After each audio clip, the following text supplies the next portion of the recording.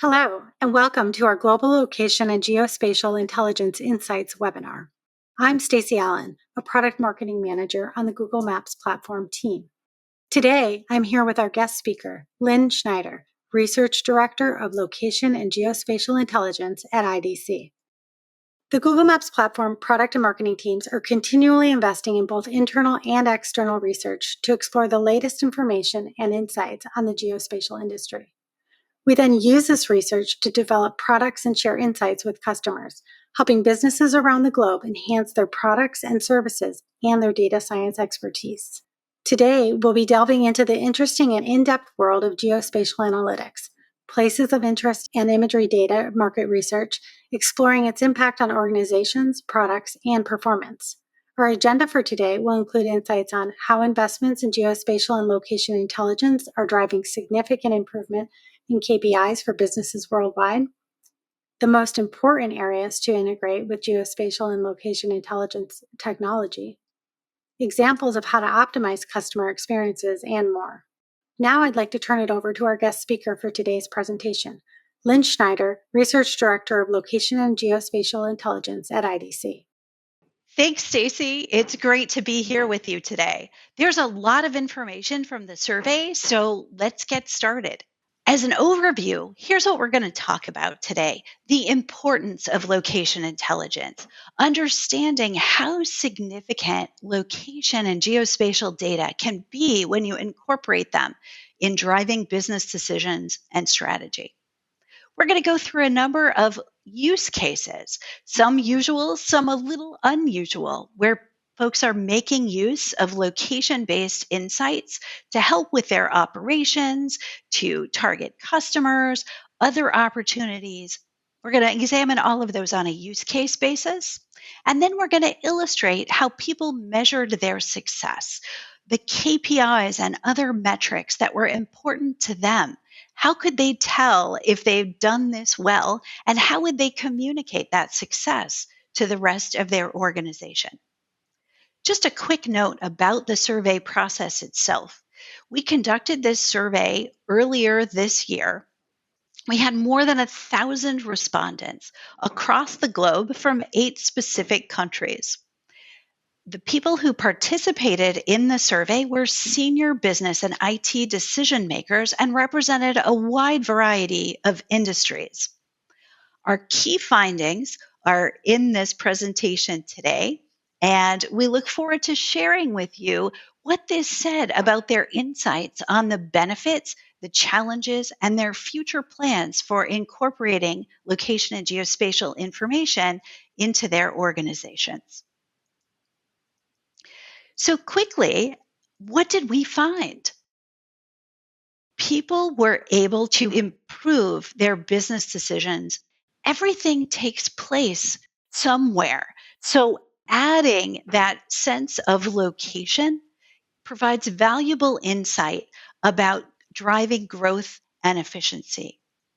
Organizations were able to enhance customer experiences by incorporating location and geospatial information to provide more personalized or location-aware services, getting the goods, the services, the facilities to where their customers or citizens and stakeholders want to interact with them. They were also able to better streamline their operations.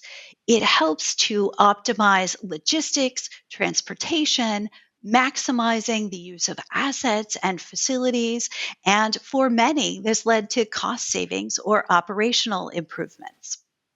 I'm a big fan of the phrase begin with the end in mind. And for most organizations, it takes a little something extra to get a project started on a capability that they haven't had before. It's certainly that way with location and geospatial efforts. Yes, they're interesting, but how do we convince others that that's worth doing? And I imagine that's actually why most of you tuned in today. For me, one of the biggest highlights of this research was the proof that organizations who implement location and geospatial technologies and capabilities are able to improve on metrics that matter to them. we found that 51% of the survey respondents believe that implementing those location and geospatial investments led to a significant improvement in the KPIs of their choice. I will say that we didn't say there's just one way to measure success. It's not going to be cost savings for everyone, productivity improvements. We let people tell us what metrics they were using to measure improvement. And in fact, 91% said that they saw at least a 5% improvement. So investing in these capabilities had a true return, whether that's something that's measured in purely financial terms or in better service, better operations, or higher customer satisfaction. We asked the people in this survey, how critical do you see this to your success? Because you might think, well, the only people who are going to see an improvement are the ones who already knew this is something critical to our business. Imagine for a moment you have a package delivery service, or you are looking at a process that includes routing trucks. Well, of course, location is absolutely critical, but you can see across the board here, 20% of our respondents were folks who said that this is one of our top priorities. The gray box toward the bottom points out that only 9% of companies did not consider location to be important. For a long time, analytics and processes haven't taken location and geospatial into account when you're trying to do analysis of success, when you're trying to do planning and various other processes. It's been difficult to get a hold of that data. It seemed hard. It seemed like it was maybe the area of only specialists who were most familiar with these kinds of data types. But what we've found now, sitting here in 2024, that this is important context for every function, for every business. So, how do you get started? First, it's important to take a look at where your organization stands in comparison to your peers. Do you see peers who are having success, whether it's in creating some more location based apps, adding things into processes? Do you have the support from an executive and a funding standpoint, or doers to join your project and get things going? When our research asked people to assess where they were relative to their peers, much like many grading schemes, more than half thought they were above average, but it's only a small percentage that felt they were consistently outperforming. And again, I'll bring you back to that kind of favorite area of mine. You need to begin with that end in mind. What are the metrics you're going to use to prove your success? In our survey, we found that only 37% began these projects with very clearly measured quantitative metrics to prove that they were going to be successful with those outcomes. Measurement is really an opportunity for you to improve and to help you communicate across your organization about how important this initiative is, and most likely be able to communicate the success that you've had as you make this investment. So let's take a look at where in the survey it told us that people were hoping to accomplish things with their investments. On this slide, we have some of the most common use cases that we asked the respondents in the survey to let us know if they were utilizing many of these. And we'll go into some detailed statistics in a few moments. But we looked at 15 different use cases, from some of the most common, like the one you can see in bold there, managing facilities, to some that are more newly emerging, things like pursuing new markets. How do you use location and geospatial to better enable a mobile workforce? We also, as I said before, asked the respondents to tell us how they're measuring the return on their investment with location and geospatial technology. We didn't want to assume that everyone was looking for, say, cost cutting or an increased revenue or even a financial measure at all. Just like location and geospatial doesn't have the same dimensions or the same parts of processes at different organizations, we also know that every enterprise measures their success a little bit differently. So we wanted to ask, in the words and deeds of these companies, what are they looking to do? How are they looking to improve? Here are the measures that were reported. It's interesting to note that looking broadly across all the 15 different use cases that we studied, increased productivity was the most common KPI. Yes, you can see that cost savings and increased revenue appear on the screen here, but the very most direct line from implementing this data, this type of analysis, these applications is how it helped a diverse group of organizations across a diverse set of use cases become more productive, however they termed that. Now, the full survey asked about a broad range of 15 use cases, but what we're going to do now is a deep dive into 8 of those specific use cases. Talk about how broadly location and geospatial investments have been made and the kinds of results that other organizations are seeing from those implementations.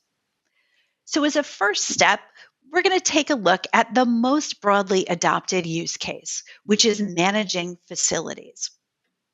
Now, I say it's the most broadly adopted, but you can see here that it's just 34% of organizations are truly making use of location and geospatial data as they manage facilities today. For this use case slide and all the rest, on the slide for you, we have the percentage of people who have adopted location and geospatial for this process, what their most important KPIs were, and some kind of measure around improvement. Now, for managing facilities, the number one KPI was cost savings. People were incorporating location so that they could better understand how to manage those costs. And in addition to managing costs, across all the KPIs that these different organizations chose, 54% were able to realize what we're calling significant improvement in those chosen KPIs. And by significant, we mean 15% or more improvement. That's a big deal. That can take a lot of effort in order to improve by mid double digits. But folks were able to do that across a variety of different processes here. The next use case we're going to take a look at is one that probably sprung to mind immediately when you knew we were going to talk about location and geospatial today. That's navigating and routing. So 31% of the organizations in this survey are using location and geospatial to do that, and over half are realizing significant improvement in their KPIs of choice. Here, they were looking at cost savings, at increased productivity, and at increased revenue. And you'll see as we go through these different use cases that the most important KPIs for the users in this survey varied by just what the use case was. Looking at a pretty different dimension of how to use location and geospatial, nearly a third of organizations have location enabled their Salesforce management. Managing a sales force isn't just divvying up territories on a state or county basis, but really incorporating more knowledge about that location, about how your products or services are used, where your customers are arrayed. There are a lot of things that organizations can do to better manage their sales force by incorporating a location or geospatial dimension. And in fact, you'll see that the most common KPI that people were looking to improve by including location and geospatial in Salesforce management was increasing the productivity, right? There is the hope that increasing the productivity of your sales force will lead to what's number 3 on this list of increased revenue. But the focus was really on productivity. How can we make our sales force better positioned to get more done? And incorporating where they are, where their customers are, where the products or services are coming from, all of those are helpful aspects. So, next up, we have a use case that you might not have thought about in terms of location and geospatial, and that's pursuing new markets. From a strategic standpoint, it's one of several new use cases that we see emerging on the scene for the use of location and geospatial data. The point when you're one of the first people to use location and geospatial in a process is that it can provide competitive advantage. And you'll see that the most important KPI for users who are incorporating location and geospatial in pursuing new markets was indeed that to drive competitive advantage. I want to take in additional context, additional data that maybe my peer organizations haven't thought to incorporate yet. And that's really going to give me a leg up on the competition. And in fact, the metric we have over on the right-hand side is a little different. We're looking at very significant improvement. So more than 20% improvement in those KPIs.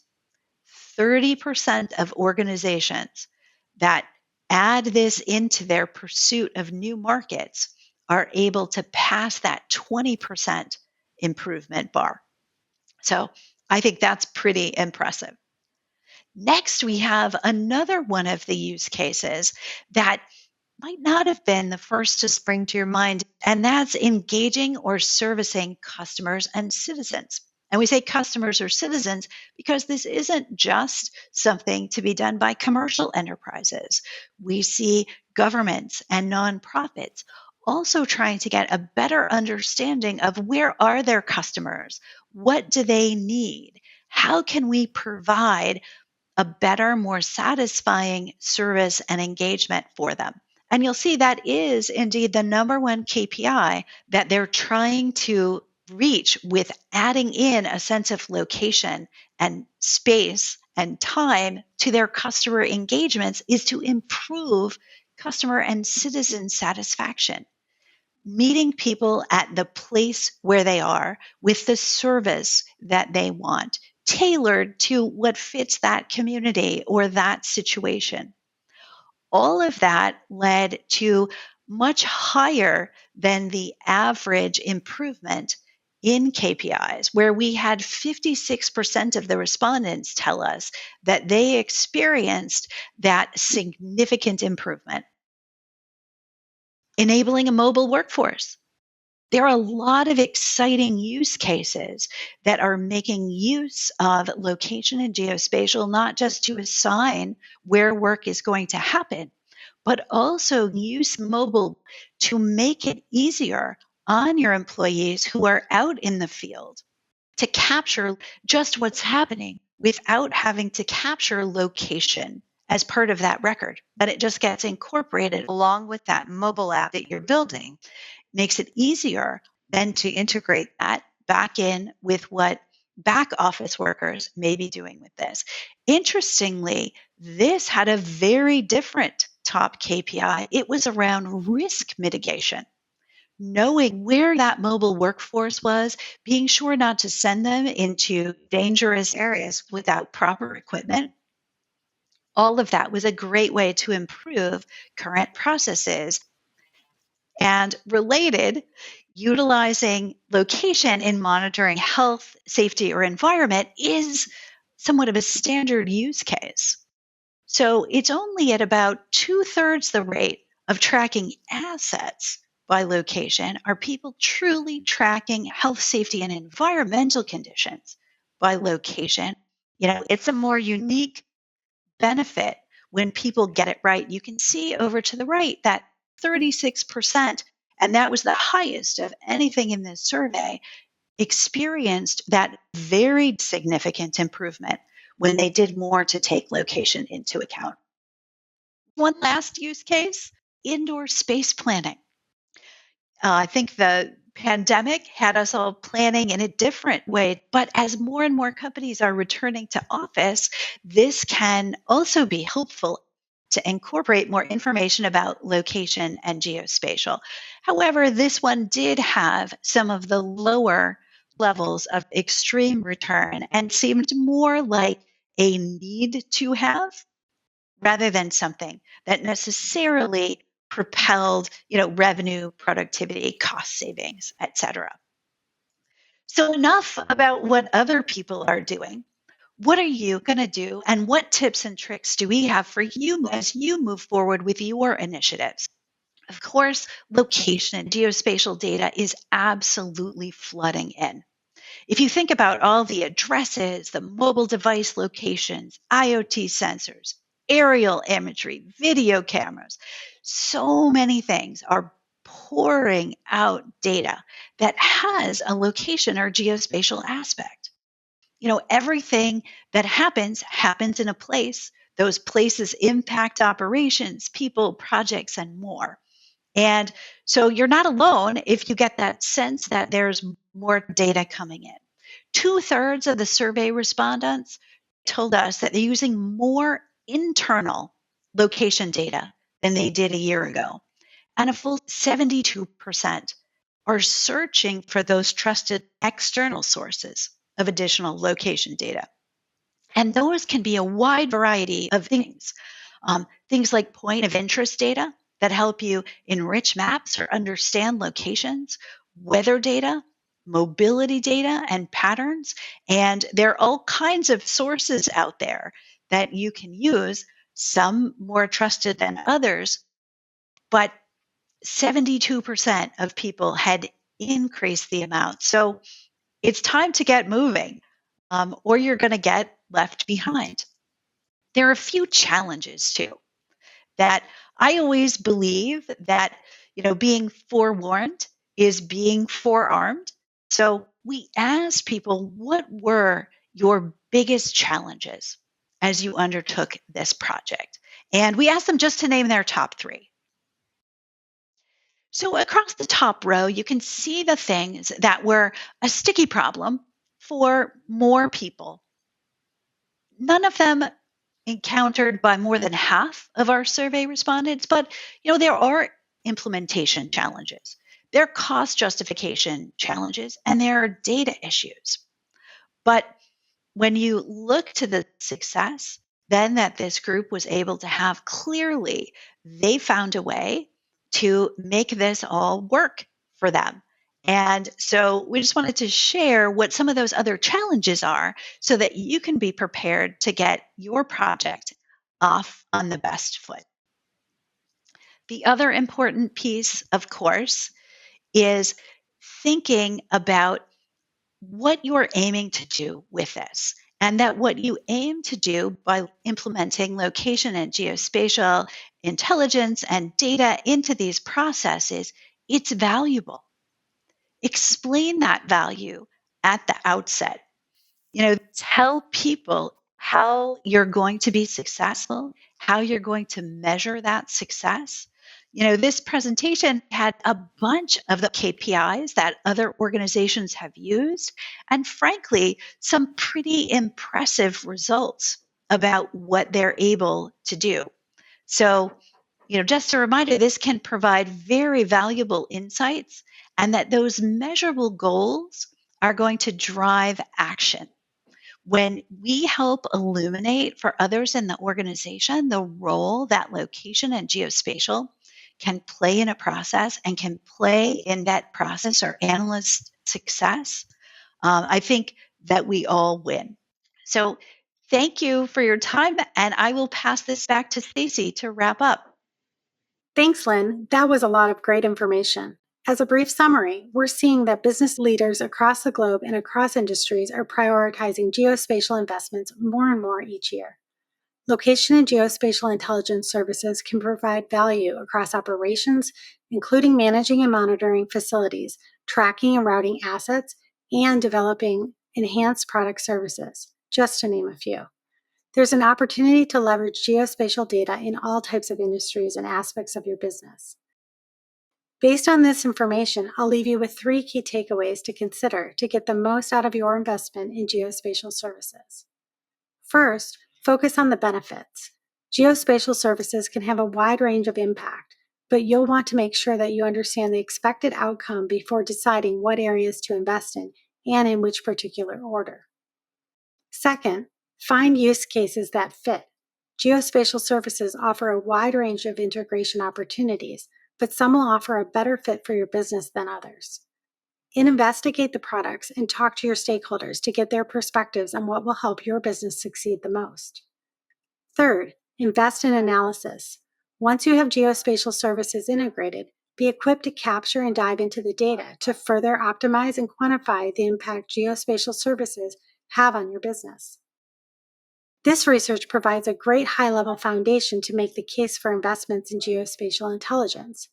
Your analytics will be the backbone that you'll rely on to understand improvements in KPIs and decide where to invest in the future. I hope you enjoyed learning more about location and geospatial intelligence and its positive impact on global businesses. If you'd like to learn more, feel free to watch additional webinars and explore our website further at mapsplatform.google.com. We invite you to check out some additional resources on our website using the links provided directly below for easy access. From Google Maps Platform and IDC, thank you so much for joining our webinar today.